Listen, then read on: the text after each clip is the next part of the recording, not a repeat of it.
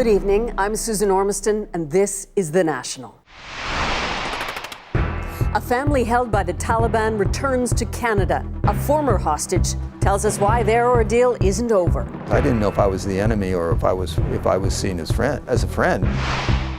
A Canadian actress goes public with her allegations against Harvey Weinstein. He holds me by the back of the neck and faces me to the mirror.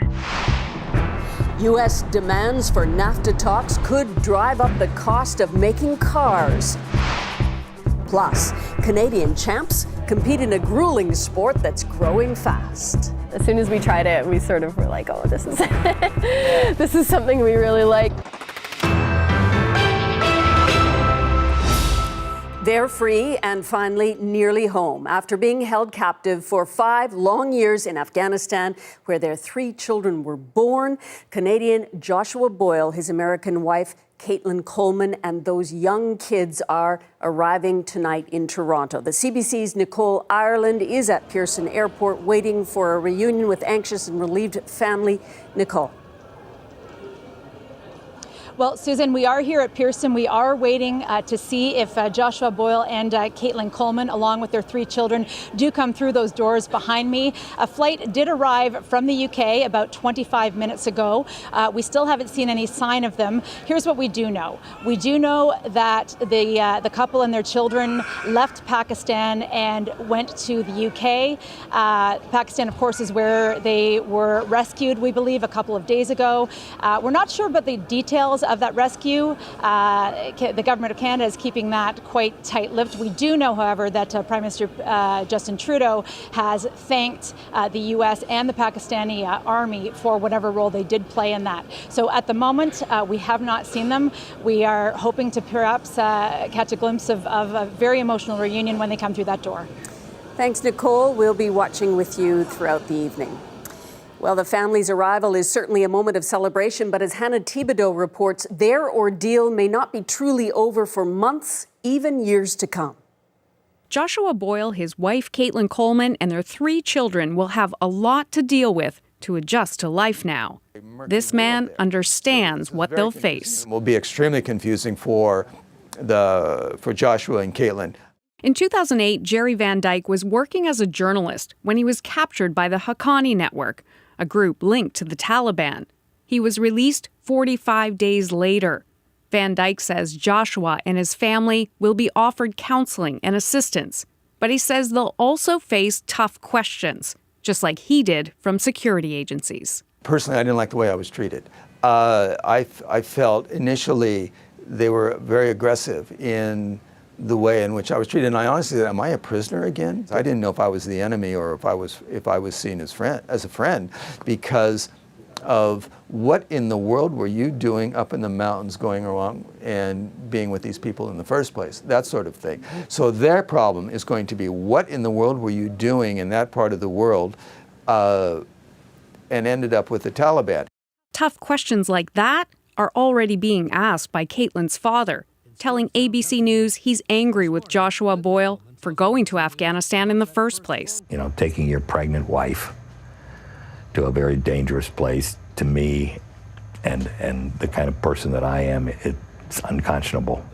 Details from that danger zone could also provide key intelligence information. If we could identify some of the captors, if in fact they are already known to us through other intelligence operations, then we can start talking about maybe the possibility of locating them and either bringing them, arresting them and bringing them to justice, or frankly, more likely, droning them or killing them, which often happens in Afghanistan and Pakistan. Gursky says the intelligence gathering has to begin quickly, while Boyle and Coleman's memories are still fresh. Jerry Van Dyke says that he was grilled within days of his release, but the questioning went on for over a year. Hannah Thibodeau, CBC News, Ottawa. And for more on what the Boyle family will go through in the coming days and weeks, earlier I spoke to Samantha Nutt. She's founder of War Child Canada. So Sam, would this family be monitored for a period of time, and by whom? Well, Susan, we don't know exactly what the plan will be, but it's safe to assume that they will be certainly questioned repeatedly on the part of Canadian intelligence officials, most likely U.S. intelligence officials if that opportunity arises. They will be sharing information as this progresses, and certainly their movements would be monitored. The intelligence community would want to know where they are and what they are doing, at least in the initial phase of their return. And what are the greatest challenges they face reintegrating? Well, they would face tremendous challenges. They have been in captivity for 5 years. They have 3 children who have been raised in captivity. We don't know what level of abuse and torture they have experienced, so they will have tremendous psychological needs moving forward. They will definitely need some kind of psychotherapeutic intervention. They may have a degree of post-traumatic stress disorder, PTSD, and the children as well. I mean, we need to remember the eldest is about 5 years of age, has never been in school, has probably not socialized outside of the immediate family, and they're going to need tremendous supports in order to fully reintegrate back into the community and to feel as if they are living a normal life. And we know from a children's perspective anyway that that's critically important. And this PTSD thing, whether it's diagnosed or not, must be very real when you come out of a confinement like that. Absolutely. I mean, these are people who would not have known from one day to the next if they might be killed, if they might be injured in some way, if they might be assaulted, experience physical violence. I mean, that is a horrifying way to live your life. And so to emerge from that and to come back to Canadian society, for example, I mean, that to feel as if, to feel well supported, to feel as if people actually understand you, I mean, that is a very, very challenging integration process. And so, it's expected that they will have resources in order to be able to cope with that. Will the resources be available to them? That will partly depend, Susan, on where they end up ultimately living, relocating. There are certainly resources available, but we need to remember that since September 11th, actually, there have been about 30 Canadians who've been taken hostage. So in the scheme of things, there aren't necessarily psychologists, psychiatrists that have huge experience dealing with this unique situation. However, there are people who have experienced similar situations and will be well-trained and well-qualified to be able to support them as long as they're patched in with those resources. All right, Samantha, thanks. Thank you. We're watching that scene at Pearson Airport. There is a report from the Associated Press that the family has arrived at the airport tonight. We'll update you throughout the program. More high-profile actors weighed in today on the growing list of sexual allegations against Hollywood bigwig Harvey Weinstein. Oprah Winfrey, Emma Thompson, both calling it a systemic problem. Canadian actor Erica Rosenbaum is one of the women making allegations, and she told the CBC in some disturbing detail about what she says she experienced. The CBC's Salimi Shivji has more on that. Guys, I'm not doing okay. As the chorus of women accusing Harvey Weinstein grows louder, Montreal actor Erica Rosenbaum is adding her voice, alleging Weinstein sexually assaulted her during the Toronto Film Festival in a hotel room more than a decade ago. As she told CBC Radio's The Current, she's kept it to herself all this time. He holds me by the back of the neck and faces me to the mirror and very quietly tells me that he just wants to look at me. And he starts to masturbate, standing behind me. Actor Rose McGowan tweeted her allegations and today received an outpouring of support from other actors on social media. Nearly 40 women have now come forward with allegations of harassment and assault, including some Hollywood royalty. The movie mogul denies the accusations. As the film industry grapples with who knew what and when, some stars say the whole system is rotten. He's, as it were, the top of the ladder is a system of harassment and belittling and bullying and interference and what my mother would have referred to in the olden days as pestering. Is he pestering you? Others say times are changing, if slowly. Showbiz is finally starting to clean house. Only a little, but it is something. So listen up, creeps of Hollywood. We know who you are. Now news that a senior executive at Amazon Studios, Roy Price, was swiftly suspended after a TV producer accused Price of repeatedly propositioning her and making lewd comments. At a lunch to celebrate women in Hollywood, the talk was about the Weinstein scandal and what, if anything, will change in the power structure. Well, you do have an industry where a lot of powerful men are running the show, and there isn't that much diversity in the boardrooms, in the people who are running the show. And when you don't have diversity, it allows for abuse. It allows for people to take their power and impose it on the people who work for them. Shakespeare in Love. This as people are waiting for the Motion Picture Academy's next move as it debates whether to take a stand and kick Weinstein out, a rare move that would be unprecedented for an Oscar winner. Salima Shivji, CBC News, Toronto. Coming up, a new film about Russia's last czar has triggered a violent backlash even before its release. Russian authorities are sacred. Don't go there. Plus, mobile phones threaten a British tradition. But these jolly red booths aren't extinct, they're evolving. Sears Canada is done. Once a major player, the struggling retailer today secured court approval to liquidate its 130 remaining stores. And that means that another 12,000 people will soon be out of work. The CBC's Jacqueline Hansen takes a closer look at what went wrong. Sears Canada employees who already lost their jobs came to court today to support thousands about to face the same fate. I feel bad for those associates that are still with the company because they now have to go through what I went through the past 3 months. They now have to figure out what they're going to do going forward. They have to have some time to mourn the loss of their job. There is no doubt that this is taking a toll emotionally and psychologically and financially on the employees of Sears and their families. They have stood by the company, and this is an unfortunate and deeply regretful turn of events. Sears Canada, once a shining example of the mail-order catalog business, struggled to evolve into online retail and fell behind. In recent years, a revolving door of executives tried to lead the company in different directions, but couldn't turn its fortunes around.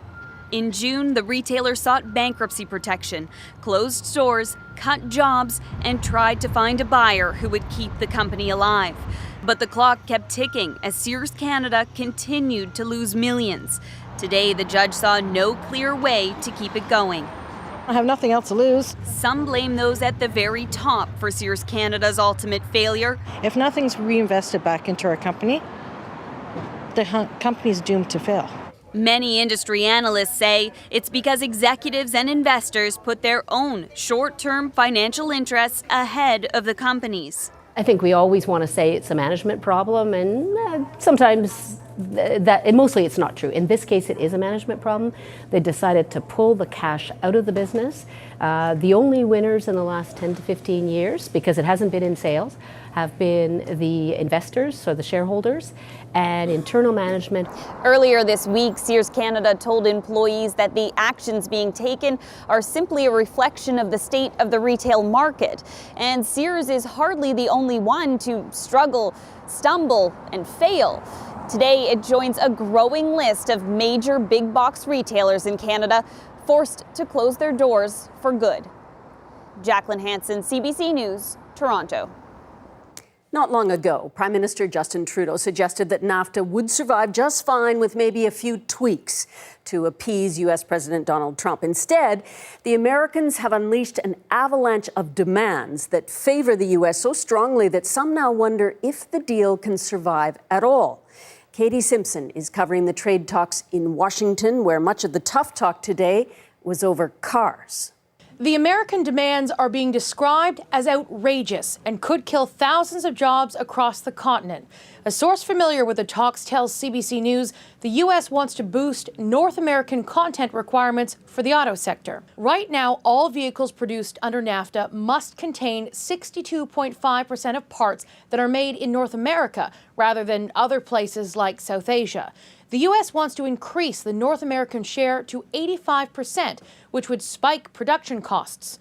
On top of that, they also want all NAFTA vehicles to have 50% of materials made in the USA. The president of Unifor, Canada's largest private sector union, says these demands are comical and would have significant consequences. It'd wipe out all of our major industries. There'd be no auto industry, no auto parts industry, no steel industry. The aluminum industry would take a major hit. So manufacturing would generally get wiped out.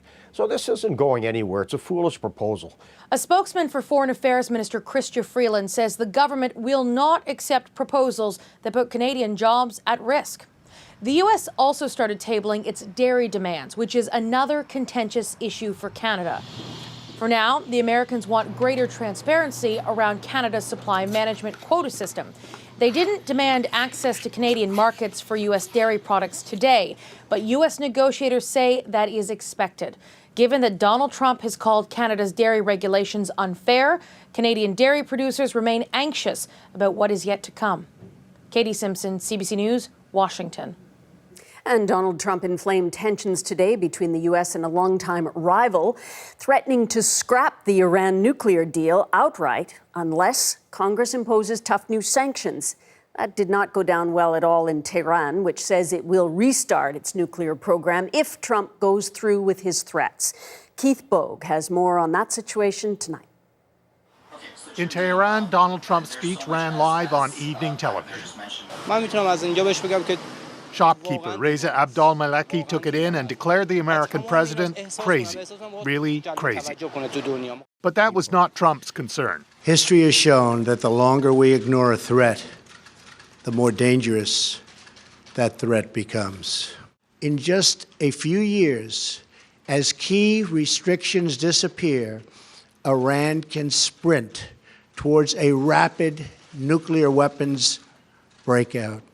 That's a complaint critics have made since the signing of the agreement. But then Trump added this. Iran is not living up to the spirit of the deal. All of the permanent members of the United Nations Security Council, plus Germany, agree that Iran is living up to the letter of the deal. So does the International Atomic Energy Agency. So does Trump's national security team, but not Trump. He's asking the U.S. Congress to come up with its own legislation that goes beyond the deal. What force that would have in Iran isn't clear, but if Congress doesn't do it, then the agreement will be terminated. At the UN, U.S. allies quickly pointed out the agreement would live on no matter what Trump decides. It is not a bilateral agreement.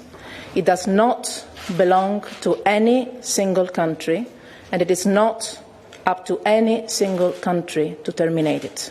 But there could be consequences for the U.S. reputation in other global trouble spots. Notably, North Korea. The international community is trying to reckon with North Korea's nuclear ambitions to avoid a war. Now, North Korea's Kim Jong-un will have one more reason to wonder whether he can trust such diplomacy if the U.S. is a part of it. In Iran, President Hassan Rouhani said he'll stick to the agreement as long as it works for his country and as long as the U.S. doesn't apply new sanctions. In a statement, Canada's foreign minister repeated support for the Iran deal as it stands. And she chipped in another $1.5 million for the work verifying that Iran's living up to its end of the deal. That sent an unmistakable message here, even though she never mentioned Trump, never mentioned his speech. Keith Bogue, CBC News, Washington. In California, at least 35 people are dead, with hundreds more still missing as the battle goes on against raging wildfires.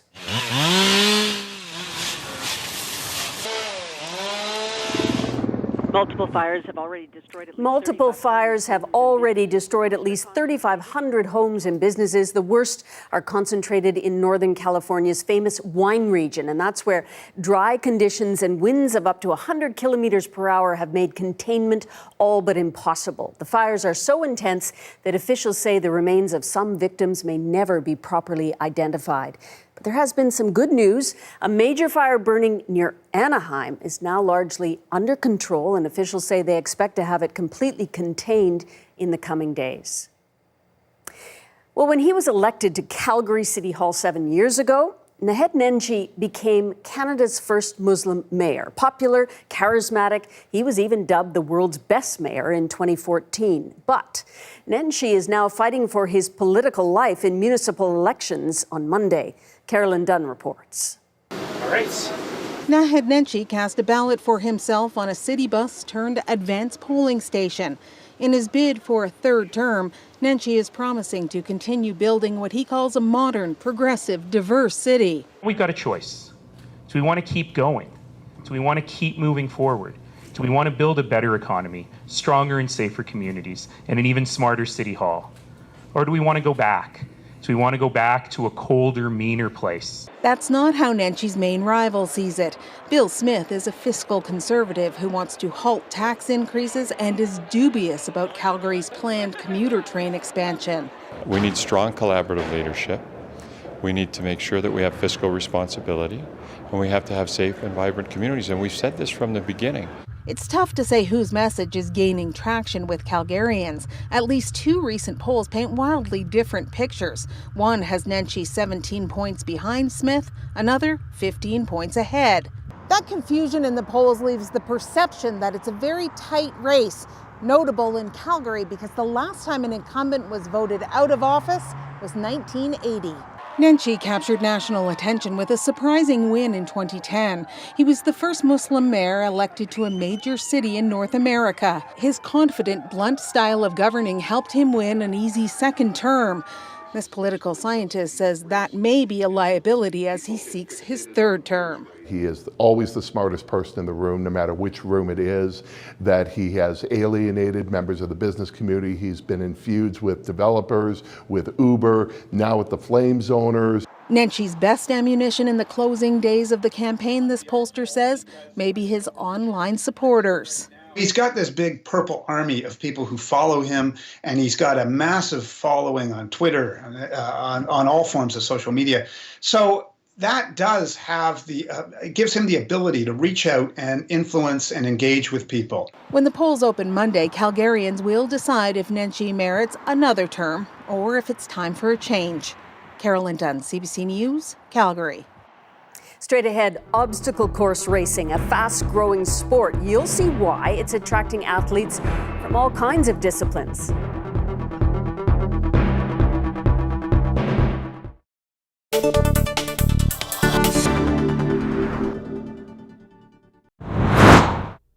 Ladies and gentlemen, our very own Tragically Hip.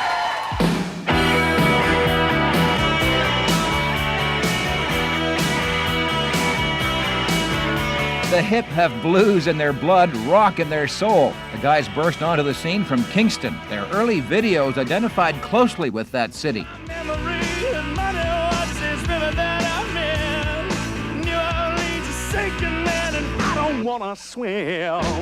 Now, well, their debut album with MCA identifies with the States. Lots of references to bayous and American cities. This song was written by lead singer Gord Downie 3 years ago in Kingston. But the music, in fact, the entire new album was recorded in Memphis. Why Memphis? The music history and the culture is definitely the cornerstone, of Memphis. And it hangs very low in the air, and you can really feel it. So there is a definite feel in Memphis, a feel that was an advantage for your recording. I don't know if we could put it into words. It was, it's that southern drawl, sort of lazy music. You guys were relaxed, obviously. Oh, yeah. And that's important, isn't it? Yep. Sour little cloud looked a little like me. So after playing to rave reviews and sold-out houses in Canada, is Tragically Hip putting Canada in the past as it tries to capture the U.S.? Was there a conscious effort to go to the States and identify with the States and get more fans in the States? Everyone knows that you can do as well as you want in Canada, but you're not really legitimate until you've done well in the United States. After the Hip sold-out appearance at Toronto's Concert Hall, they're off to the Maritimes, then, you guessed it, a major tour of the States.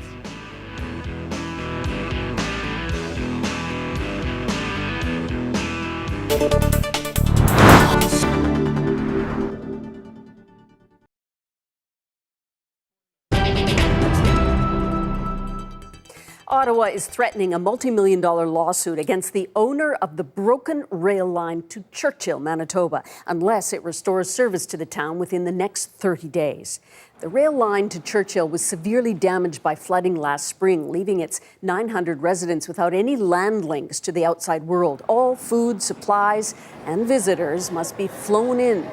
Omnitrax, the owner of the rail line, says it can't afford the estimated $43 million in repairs and says that Ottawa hasn't helped. Uber is backing down on its threat to quit operations in Quebec. The ride-hailing company was going to stop service there tomorrow because of new rules for Quebec drivers. But the province's new transport minister seems open to compromise, so Uber says it's going to stick around at least for now and continue to negotiate. Climbing ropes, jumping walls, perfect activities for kids' playgrounds. Sure. But more and more adults are getting into this game. Obstacle course racing has become a global phenomenon, even lucrative enough to make a living. Ron Charles takes us to the World Championships north of Toronto. With that, a wave of competitors is off. These racers only have 3 kilometers to cover, but every few meters there's a test of strength, agility, or plain stamina. Obstacles with names like the 14-foot warped wall, the yoke carry, and the floating walls. This is the 4th annual Obstacle Course Racing World Championships, this year taking place on the Blue Mountain Ski Hills, a 2-hour drive north of Toronto. These are the best of the best from around the world. They've all raced all year to get here. A decade ago, obstacle course races would have been called mud runs, the type of thing a few co-workers did as a charity challenge. But by 2010, promoters started organizing more competitive races with names like the Spartan Run, Tough Mudder, and the Green Beret Challenge, with sponsors, medals, and prizes. Elite athletes like former competitive mountain bikers and spouses Ryan Atkins and Lindsay Webster took notice. As soon as we tried it, we sort of were like, oh, this is this is something we really like, and it's definitely challenges your full body. Webster became women's world champion, Atkins men's world champ for the short course. If 6 years ago you had told me I'd be in this position, I would have kind of laughed, but here we are, and it's an incredible opportunity, and we're really blessed to have it. That opportunity is the ability to make a living at their sport, where the winning prize money is typically about $10,000 a race, all the while having fun in spite of the obstacles. Some of them are like torture, the ones where you have to carry heavy things or swim through cold water, but a lot of the time it just kind of makes you feel like a kid in a playground again. These obstacle course races have become a global phenomenon. Organizers say millions of people participate in more than 2,000 races every year. Proponents have even made overtures to the International Olympic Committee to add their sport to the Summer Games, so far with no luck. Obstacle racing podcaster Matt B. Davis says Olympic aspirations point to a desire among some racers for more legitimacy. Where do you find the respect? You know, great question, because it's always been sort of a two-track thing. Are we this sport or are we this weekend fun thing?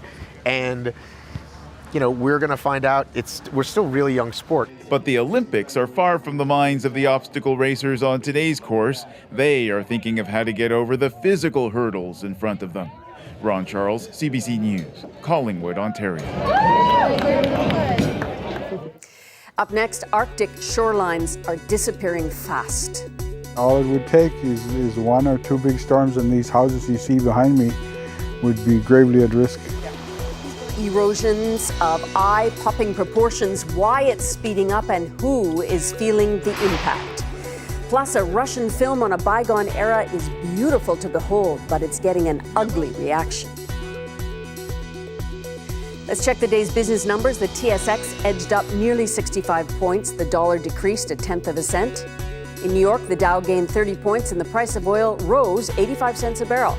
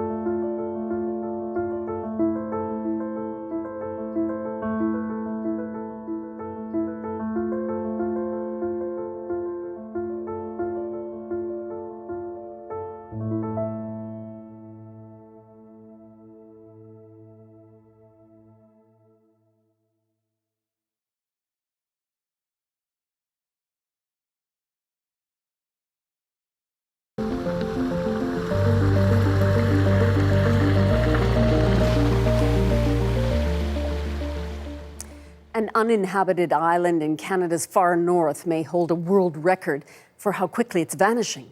Pelly Island is being eaten away by Arctic waters, and the rate is steadily increasing. It's located in the Beaufort Sea off the Northwest Territories, where other shorelines are also receding and sometimes changing the shape of communities. Briar Stewart went north to give you a close-up view of what's going on, and her story begins on the disappearing island.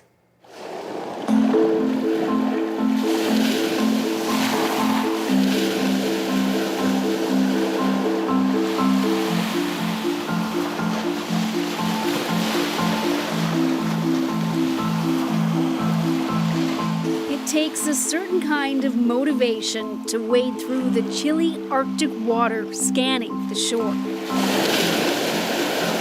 Dustin Whalen is driven because he's on a search. It appears to be futile. There's nothing there. Every single year we come and we lose our time-lapse camera. This is our third year trying, and as of today, this is our third year failing. Their equipment has routinely fallen victim to what they've come to this remote island to research. It's the water just streaming off that cliff. And it's not from a lake or a river, it's from the melt. The rapid rate of erosion. It's very hard to predict on where this change is going to come from, and it's also very hard to capture.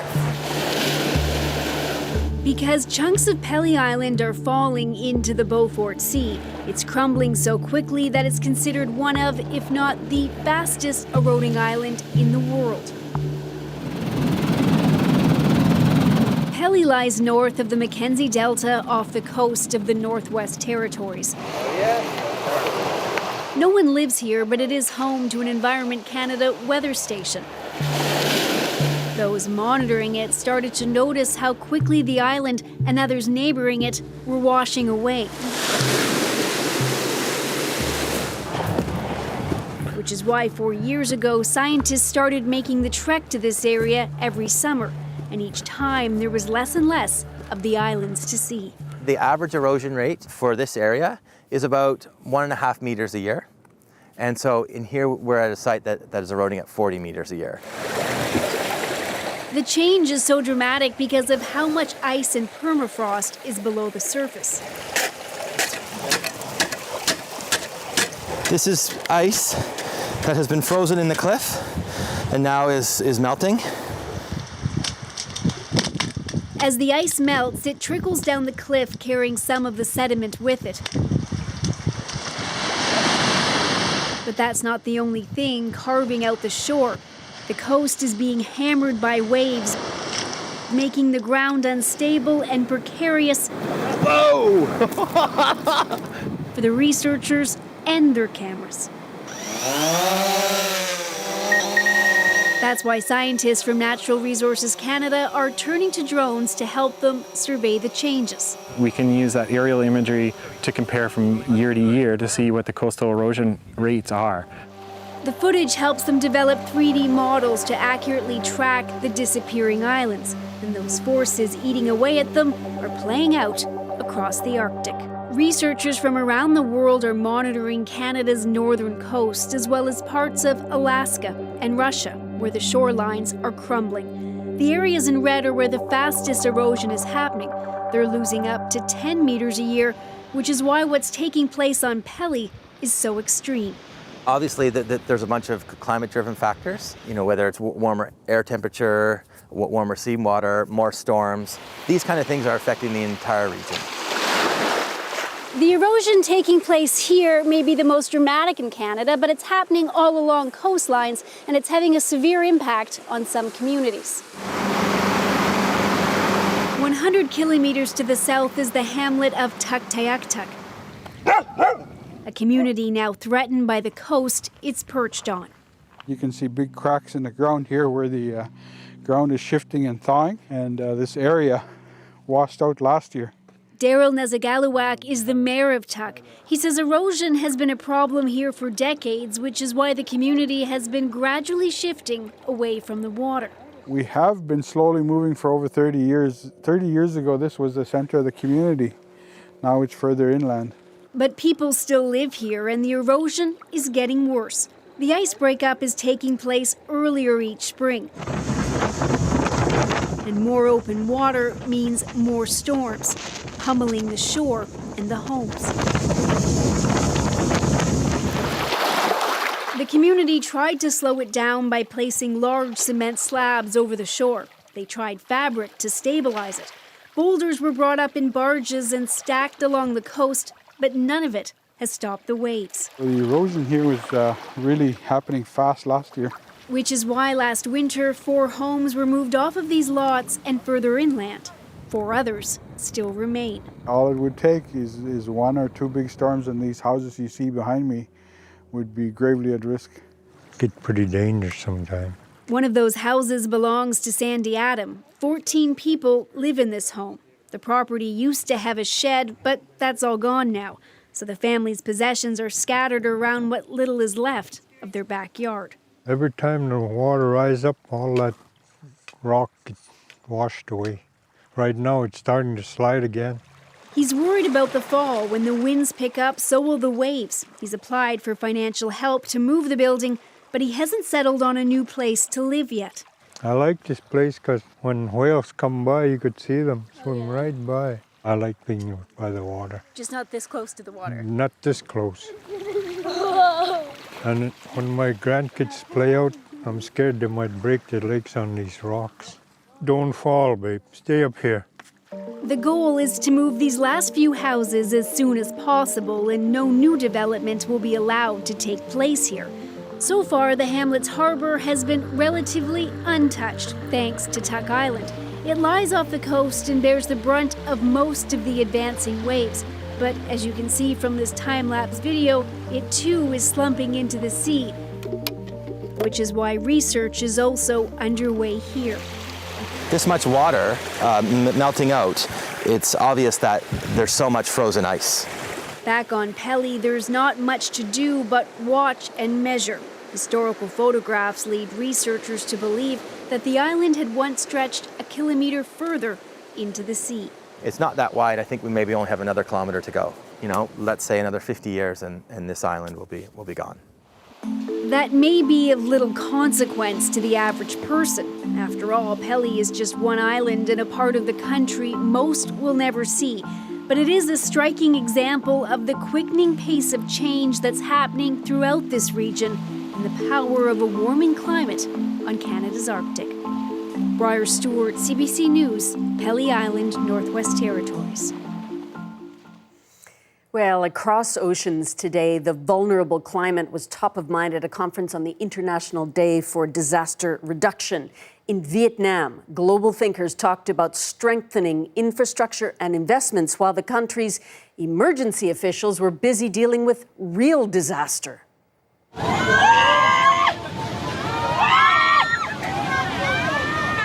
Flooding and landslides have ruined tens of thousands of homes and killed at least 54 people since a tropical depression hit on Monday.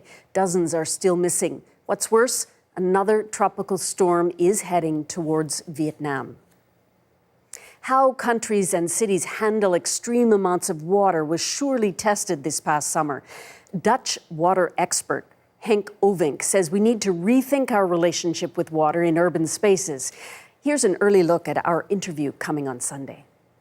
What you're talking about is a rethink, though, because most of us live in urban spaces that have infrastructure designed in the 1950s and 60s, which is wearing down already. But when you have a flood event, we hear more talk about more infrastructure, more cement, more walls, more retention, those types of things. Are we going the wrong way? If that is the direction, you're going the wrong way. More concrete will not solve the water problem. Understanding water will. You have to go back to what the water wants. Look at the river. A normal river meanders.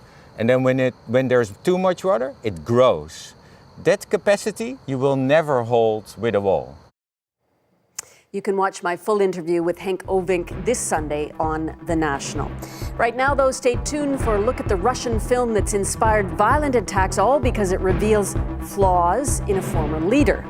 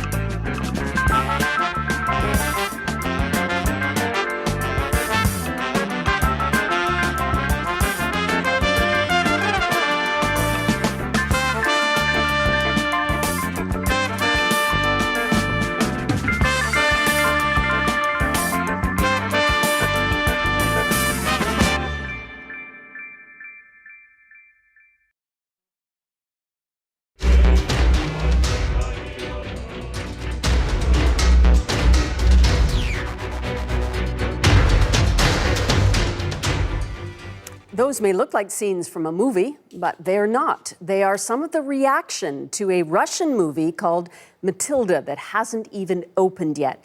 It's about Tsar Nicholas II and his love affair with a ballerina, and it's provoked a violent reaction. The lead actors won't attend the opening on October 26th over fears of their safety. As Chris Brown tells us, other artists see the backlash as a threat to creative freedom.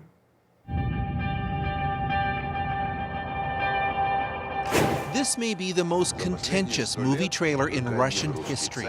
It looks like it could be a predictable period drama. Instead, the story of how Russia's last Tsar fell in love with a beautiful ballerina following an unfortunate costume slip has provoked hysteria and cries of blasphemy. Matilda is the story of their relationship and how the Russian Revolution that followed might have turned out differently had Nicholas followed his heart. Some church groups here see it as scandalous that a revered figure such as the Tsar is portrayed in a movie that's filled with erotic moments. More worryingly, say artist groups, are the reprisals and the fear that those opponents have created. The Putin government, which is closely aligned with the church, has found itself in the center of the controversy. When Nicholas and his family were murdered by the Bolsheviks in 1918, the Tsar was deeply unpopular and seen as weak. But the Russian church rehabilitated his memory and bestowed him an almost saint-like status. Just seeing the trailer was enough to incite some opponents. Things got violent. Within the last month, cars were torched in Moscow, and in Yekaterinburg, someone tried to drive a truck with gas canisters into a cinema. Excuse me. To counter some of the opposition, the film's director, Alexei Uchitel, who was once nominated for a Golden Globe, held private screenings of Matilda to try to win over influential viewers. It was frightening to me personally, and it scared the people who planned to distribute the film. And it scared many people who wanted to watch the film. They needed to feel it will be safe for them to go to the cinema. Russia's arts community fears the opposition to Matilda is part of a worrisome trend. Producer Kirill Serebrennikov is under house arrest, and most believe it's because he tackled subjects such as homosexuality that deviate from traditional conservative beliefs. While the Kremlin has denounced the violence, it's been muted in its support for the movie.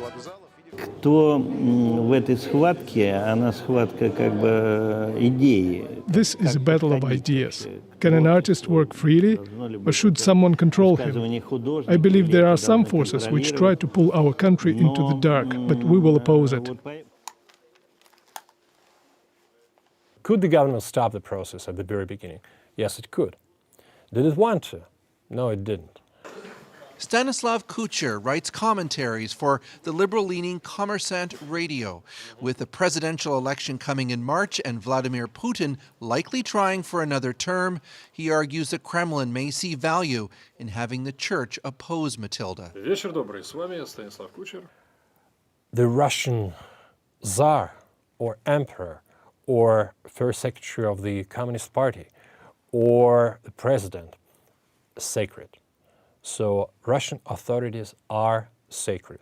So no matter who you want to touch, the Tsar, Lenin, Stalin, or Putin, don't go there. You better not go there. It can have consequences. Russians will get to make up their own minds of Matilda later this month when it's released nationally. But for Russia's arts community, the fear is that the nationalist conservative ideology that so strongly dominates Russian politics is now imposing itself on their world. Chris Brown, CBC News, Moscow. The Union Jack, the Spitfire, Buckingham Palace, all iconic British symbols. So are the red phone booths. Once virtually everywhere, they're now disappearing in the UK, rendered obsolete by cell phones. They still have their champions, though. Thomas Daigle has that story. Like much of London, it stands still, frozen in time as the world around it moves forward. A symbol of another era that somehow doesn't look out of place 80 years later. Oh my gosh, all kinds of memories come flooding back, and it's still there. Though they draw crowds here, red telephone booths across Britain are a dying breed. Sure, 7,000 still stand, but that's a far cry from the tens of thousands that kept this country connected before cell phones.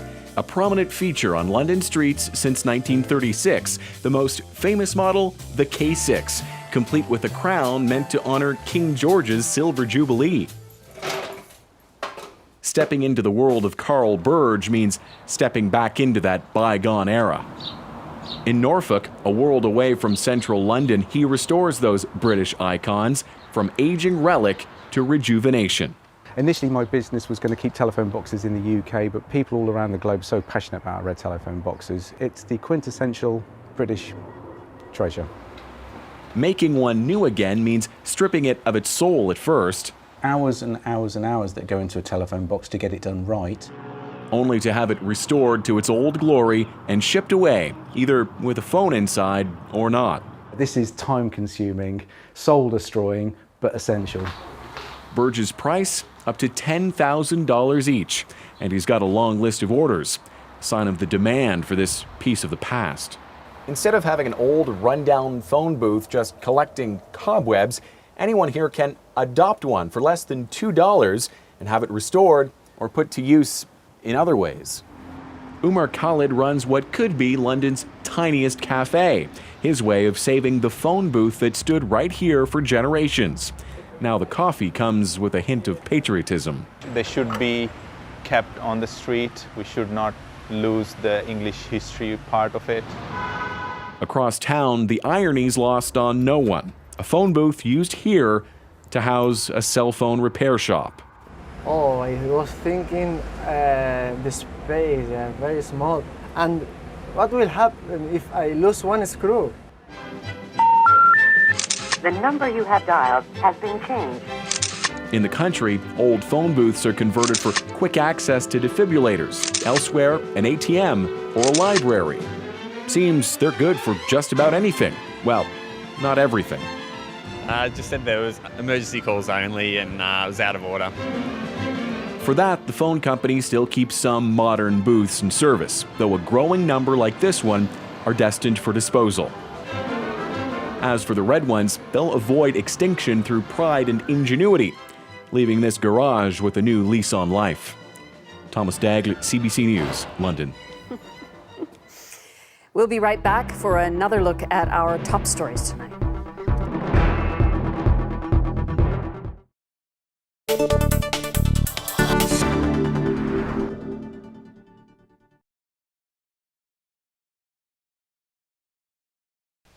Fidel Castro, seen here with his brother Raul, has been a focal point of controversy ever since his barbudos, his bearded guerrillas, overthrew the Batista regime on New Year's Day this year.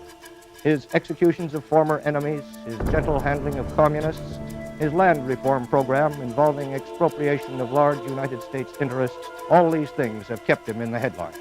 He was interviewed in Havana by CBC reporter Michael McClear. Like in Canada, we find support too in the public opinion. Last year, by far the sharpest thorn in the American side was Cuba. Raul Castro, the Minister of Defense, one of the most bitter enemies of the United States, his hatred of all things American surpassed only by that of his brother Fidel.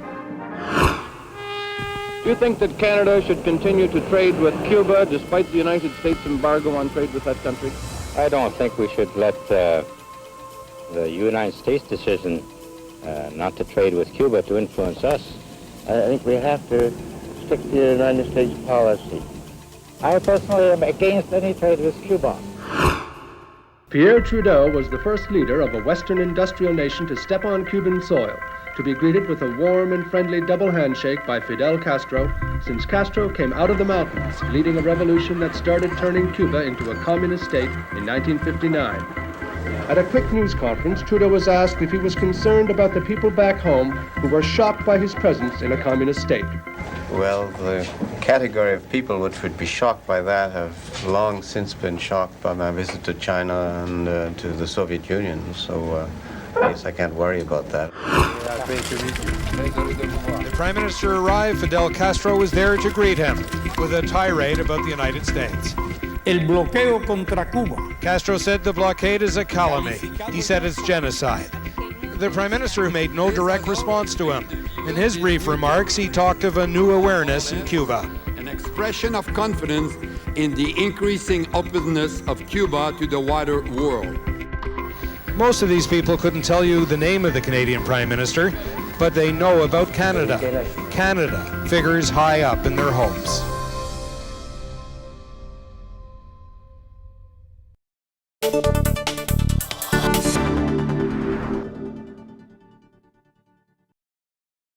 Modern filmmaking so extraordinary, you won't believe your eyes. I was the wrestling champion of the world. And he's the best in the world at what he does. Until I lost it all. You got fired from wrestling, right?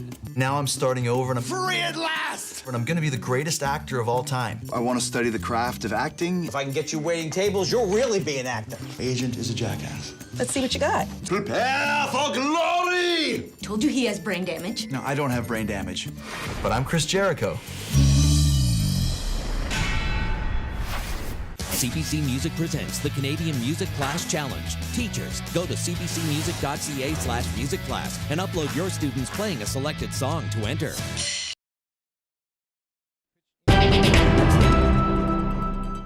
All right, before we leave you tonight, a recap of our top stories. We now know that Canadian Joshua Boyle and his family are back in Canada. They arrived in Toronto tonight on a flight from London, England, after leaving Pakistan early today. Global Affairs has confirmed their homecoming and says it joins the Boyle family in rejoicing. Boyle and his American wife, Caitlin Coleman, were taken captive by a Taliban-linked group in 2012. All three of their children were born while their parents were hostages. Another tough day for Canada at NAFTA negotiations. American officials are making tough new demands on the North American auto sector, including a big increase in the amount of parts that come directly from the U.S. And despite political pressure from inside Washington and from U.S. allies abroad, U.S. President Donald Trump threatened to tear up the Iran nuclear deal unless Congress imposes tough new sanctions on the country. Tehran says if Trump goes through with his threats, it will restart its nuclear program. And that is The National for this Friday night. For news anytime, check out our website, cbcnews.ca. I'm Susan Ormiston. Thanks for watching tonight.